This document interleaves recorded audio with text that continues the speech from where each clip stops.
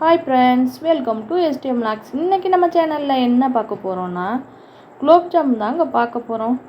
இதுக்கு எப்படி நம்ம ஈஸியான செய்முறையில் ஒரு 40 ml தண்ணி இருந்தால் போதும். ஒரு பாக்கெட் குலோப் ஜாமுன் மிக்ஸுக்கு இதை நம்ம கொஞ்சம் கொஞ்சமாக தண்ணி ஊற்றி நம்ம பிணைஞ்சி எடுத்துக்க வேண்டியது. இதில் பாலும் சேர்த்துக்கலாம். இதே மாதிரி நம்ம பிணைஞ்சி எடுத்துக்கணும். இந்த பக்குவத்தில் ரொம்ப தண்ணி ஊற்றி எப்போவுமே பிணையக்கூடாது, தண்ணியாக போயிடும். ஒரு 40 ml கரெக்டாக இருக்கும்.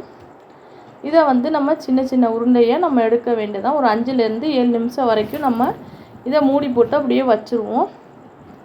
வச்சாச்சு. இப்போ சின்ன சின்ன உருண்டையாக நம்ம பிடிக்க வேண்டியது தான். குலோப் ஜாமுக்கு செய்கிறதுக்கு நம்ம பெரிய சைஸோ சின்ன சைஸோ நம்ம விருப்பம்தான். அதில் கொஞ்சம் நெய் நம்ம தடவிக்கிட்டோம்னா நம்ம கையிலையும் ஒட்டாது. நல்ல ஒரு மணமாகவும் குலோப் ஜாமுன் சாப்பிட்றதுக்கு நல்லா டேஸ்ட்டாகவும் ஒரு நெய் மணமாகவும் நல்லா இருக்கும். நான் எப்போவுமே உருண்டை உருட்டி வச்சுக்க மாட்டேன். எண்ணெயிலே கையில் எடுத்து டக்கு டக்குன்னு போட்டுருவேன். அதே மாதிரி தான் இந்த தாட்டியும் நான் செஞ்சேன்.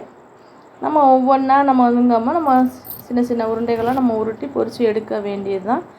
இது சுகர் சிரப் காய்ச்சறதுக்கு நம்ம பாருங்கள், இதே மாதிரி தான் நம்ம டைட்டாக உருட்டணும். நம்ம எப்போவுமே இல்லைன்னா வீரல் விடும், வெடிப்பு விடும்.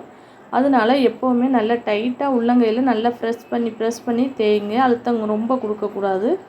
அழுத்தம் ரொம்ப கொடுத்தாலும் நம்மளுக்கு வெடிப்பு விடும். இதே மாதிரியே கொஞ்சம் கொஞ்சமாக போட்டு நம்ம பொரித்து எடுக்க வேண்டியதான். நான் இதுக்கு நம்ம பாகு காய்ச்சணும். நம்மளுக்கு இதுக்கு பாகு பதம் தேவையில்லை. நார்மலாக ஒரு 5 நிமிஷத்துலேருந்து ஒரு 10 நிமிஷத்துக்குள்ளே நம்மளுக்கு கொதிச்சா போதும்.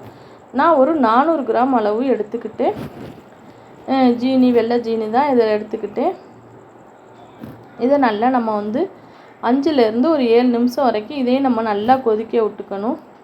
இப்போ நம்ம அதில் என்ன சேர்க்க போகிறோன்னா, ஒரு 7-8 ஏலக்காயை தட்டி எடுத்து வச்சுருக்கேன். அதையும் போட்டுக்குவோம். இதில் தூளும் போட்டுக்கலாம். நான் எப்போவும் தட்டி தான் போடுவேன். நல்லா ஒரு மணமாக ஒரு நல்ல ஃப்ளேவர் கொடுக்கும் ஏலக்காய். அதனால் அதையும் தட்டி போட்டாச்சு.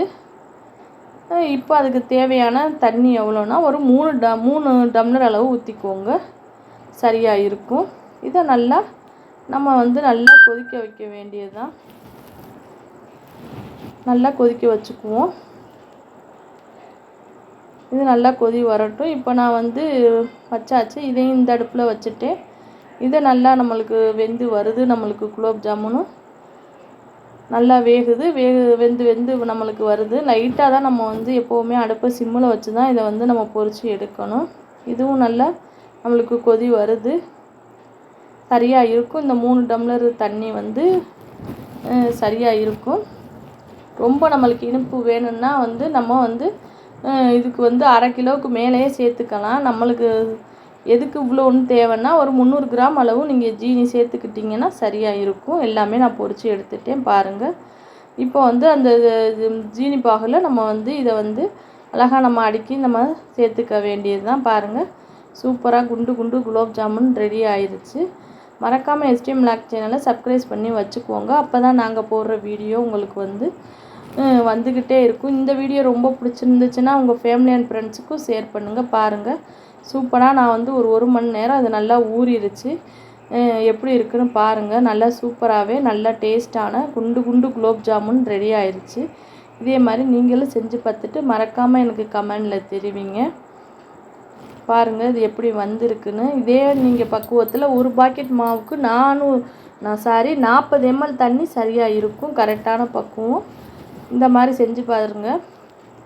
தேங்க்ஸ் ஃபார் வாட்சிங். Bye bye friends.